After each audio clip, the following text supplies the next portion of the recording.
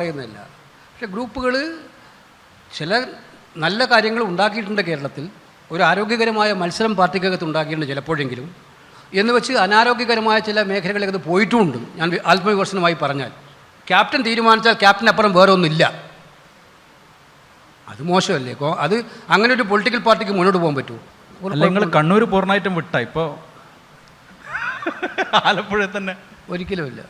അങ്ങ് കാലിക്കറ്റ് യൂണിവേഴ്സിറ്റി യൂണിയൻ്റെ ചെയർമാൻ സ്ഥാനത്തേക്ക് മത്സരിച്ചിരുന്നതായി ഞാൻ കേട്ടിട്ടുണ്ട്. അന്ന് അങ്ങ് പരാജയപ്പെട്ടത് നമ്മുടെ മുഖ്യമന്ത്രിയുടെ പ്രൈവറ്റ് സെക്രട്ടറിയായ പ്രദീപേട്ടനോടാണ് ഞാൻ കേട്ടിട്ടുണ്ട്.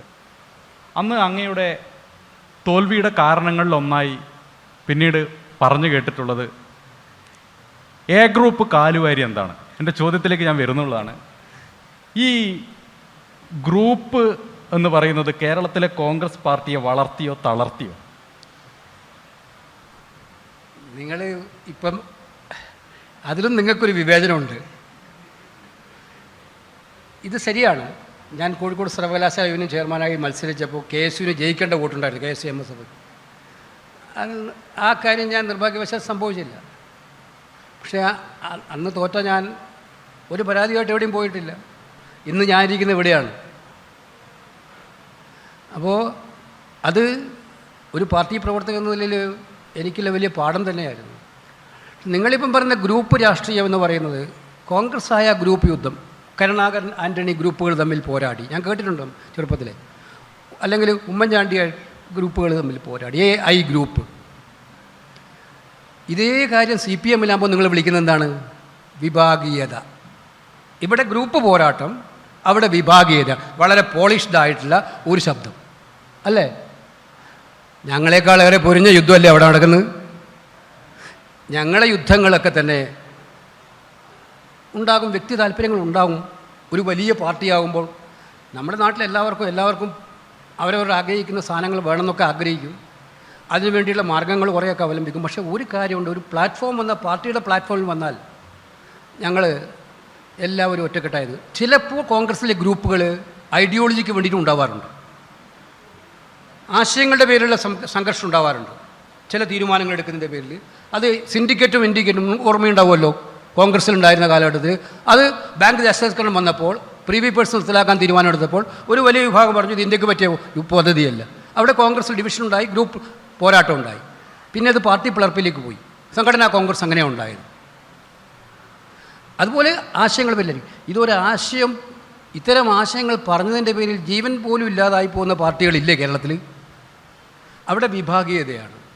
അപ്പോൾ ഈ കോൺഗ്രസ്സിലെ ഗ്രൂപ്പുകൾ എന്ന് പറയുന്നത്, ഞാൻ പറയുന്നത് ഗ്രൂപ്പുകൾ ഭയങ്കരമായിട്ടുള്ള നേട്ടമാണെന്ന് പറയുന്നില്ല. പക്ഷേ ഗ്രൂപ്പുകൾ ചില നല്ല കാര്യങ്ങൾ ഉണ്ടാക്കിയിട്ടുണ്ട് കേരളത്തിൽ. ഒരു ആരോഗ്യകരമായ മത്സരം പാർട്ടിക്കകത്ത് ഉണ്ടാക്കിയിട്ടുണ്ട് ചിലപ്പോഴെങ്കിലും. എന്ന് വെച്ച് അനാരോഗ്യകരമായ ചില മേഖലകളിലേക്ക് പോയിട്ടുമുണ്ട്, ഞാൻ ആത്മവിമർശനമായി പറഞ്ഞാൽ.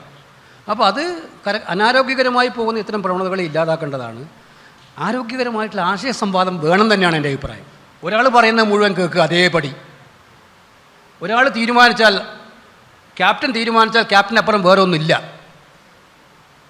അത് മോശമല്ലേ? അത് അങ്ങനെ ഒരു പൊളിറ്റിക്കൽ പാർട്ടിക്ക് മുന്നോട്ട് പോകാൻ പറ്റുമോ? അതിൽ ഞങ്ങൾ വിശ്വസിക്കും. ഡിവിഷൻ ഉണ്ടാവട്ടെ, ഡിഫറൻസ് ഉണ്ടാവട്ടെ, ആശയപരമായ ഡിഫറൻസ് ഉണ്ടാവട്ടെ. പക്ഷേ ഫൈനൽ തീരുമാനം പാർട്ടി എടുക്കുമ്പോൾ അതിൻ്റെ കൂടെ എല്ലാവരും നിൽക്കും.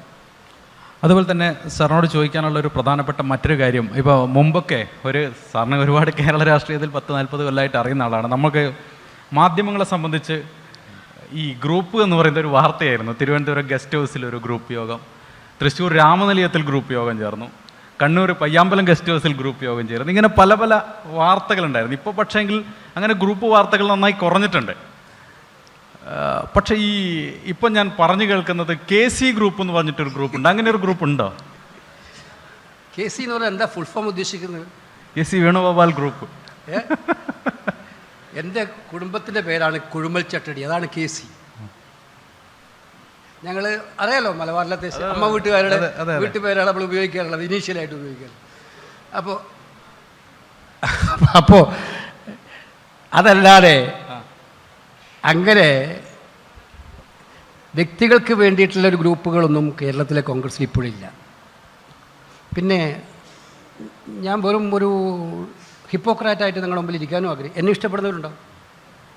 ഞാനിപ്പം 13 വയസ്സാകുമ്പോൾ തുടങ്ങിയതാണ്. വിദ്യാർത്ഥി 8ാം ക്ലാസ്സിൽ മാധവമംഗലം ഹൈസ്കൂളിലെ 8ാം ക്ലാസ്സിലെ ക്ലാസ് ലീഡറായിട്ട് മത്സരിച്ചിട്ടാണ് അന്ന് KSU സ്ഥാനാർത്ഥിയായിട്ട് വന്നത്. അന്ന് 13 വയസ്സേ ഉള്ളൂ എനിക്ക്. ഇന്നിപ്പോൾ എനിക്ക് 63 വയസ്സായി. 50 കൊല്ലമായി സത്യം പറഞ്ഞ രാഷ്ട്രീയത്തിൽ ഞാനുണ്ടായിട്ട്.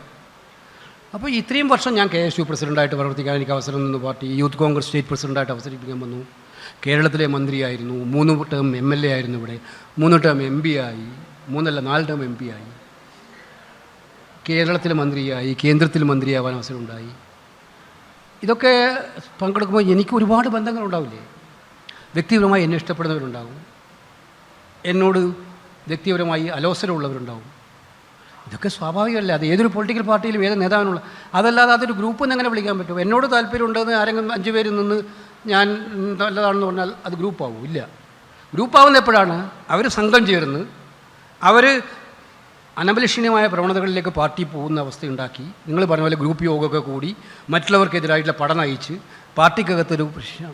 അങ്ങനെ ഒരു സംഭവം ഇപ്പോൾ കേരളത്തിലെ കോൺഗ്രസിനില്ല. എന്നെ ഇഷ്ടപ്പെടുന്നവരുണ്ടാവും, പ്രതിപക്ഷ നേതാവിനെ ഇഷ്ടപ്പെടുന്നവരുണ്ടാവും, രമേശ് ചെന്നിത്തലയെ ഇഷ്ടപ്പെടുന്നവരുണ്ടാവും, ശശി തരൂരിനെ ഇഷ്ടപ്പെടുന്നവരുണ്ടാവും, അടൂർ പ്രകാശിനെ ഇഷ്ടപ്പെടുന്നവരുണ്ടാവും, സണ്ണി ജോസഫിനെ ഇഷ്ടപ്പെടുന്നവരുണ്ടാവും, സുധാകരനെ ഇഷ്ടപ്പെടുന്നവരുണ്ടാവും. അങ്ങനെ എല്ലാവരും ഇഷ്ടപ്പെടുന്നവരുണ്ടാവും. അതെല്ലാം കൂടുന്നതല്ലേ കോൺഗ്രസ് എന്ന് പറഞ്ഞാൽ. കോൺഗ്രസ്സിൽ എല്ലാ നേതാക്കന്മാർക്കും പ്രാധാന്യമുണ്ട്. ആ നേതാക്കന്മാരുടെ എല്ലാം കോൺട്രിബ്യൂഷനുമുണ്ട്. അവരുടെയും ഇഷ്ടപ്പെടുന്ന ആളുകളുടെ എല്ലാം തന്നെ കോൺട്രിബ്യൂഷനുമുണ്ട്. ഇതല്ലാതെ അങ്ങ് പറയുന്ന രീതിയിലുള്ള ഗ്രൂപ്പ് കേരളത്തിലില്ല. ഇപ്പോൾ KC ഗ്രൂപ്പ് ഒട്ടുമില്ല. ഇപ്പോൾ വേണുഗോപാൽ സാറിനെ സംബന്ധിച്ച് അങ്ങ് പഠിച്ചത് മാത്തമാറ്റിക്സ് ആണ്, വോളിബോൾ കളിക്കാരനായിരുന്നു, പിന്നെ രാഷ്ട്രീയം. ഇതെല്ലാം എങ്ങനെയാണ് ഈ ഒന്നിച്ചു കൊണ്ടുപോകാൻ വലിയ പാടുണ്ടോ? ഇതെല്ലാം അങ്ങോട്ടും ഇങ്ങോട്ടും ശരിക്കും ചിക്കൻ കറി അലുവക്കറിയും പോലെയാണ്, അലുവയും പോലെ ഉണ്ട്. അപ്പോൾ ഇപ്പോൾ വോളിബോൾ കളിക്കാൻ പറ്റൂല. അതെ, ഞാൻ പറയുന്നത് പഠിക്കുന്ന കാലത്തായിരുന്നു അത്. വോളിബോൾ കളിക്കുന്നതുകൊണ്ട് എനിക്ക് രാഷ്ട്രീയത്തിൽ 1-2-3 പ്രാവശ്യമേ പ്രയാസം ഉണ്ടായിട്ടുള്ളൂ.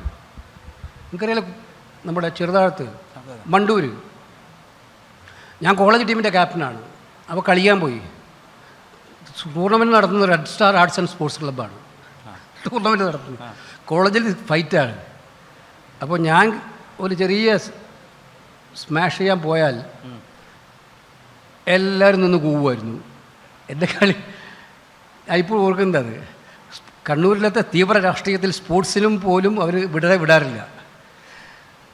പക്ഷേ അന്നും കോളേജിൽ പഠിച്ചുകൊണ്ടിരിക്കുമ്പം എനിക്ക് കോളേജിൽ അഡ്വാൻറ്റേജ് ആയത് ഒരു കളിക്കാരൻ എന്നുള്ള എൻ്റെ മെറിറ്റാണ്.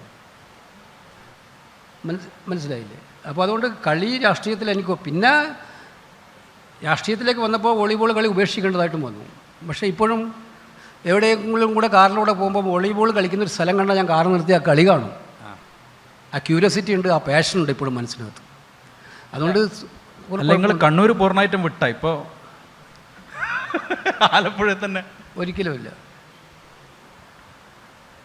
ഞാൻ പിന്നെ ഡൽഹിയിലായാലും ആഗ്രഹിക്കുന്നത് നാട്ടിൽ വരണം എന്നാണ്. ആലപ്പുഴയിലും കണ്ണൂരും വീട്ടിലും തറവാട്ടിലും ആ ചുറ്റുപാട്ടുള്ള ഗ്രാമങ്ങളിലൂടെയും അവിടെ രാവിലെ ഒന്ന് ഇറങ്ങി നടക്കുമ്പോൾ നമ്മളെ കൂടെ പഠിച്ചവരെ കാണുക, അവരോടൊപ്പം 2 ചൊറ പറഞ്ഞിരിക്കുക. നല്ല ചക്ക കിട്ടും, ഇപ്പോഴത്തെ ചക്കയുടെ സീസൺ ആകുമ്പോഴാണ്. അതെല്ലാം തന്നെയാണ് നമ്മുടെ ജീവിതം, അല്ലാതെ വേറെന്ത് ജീവിതം?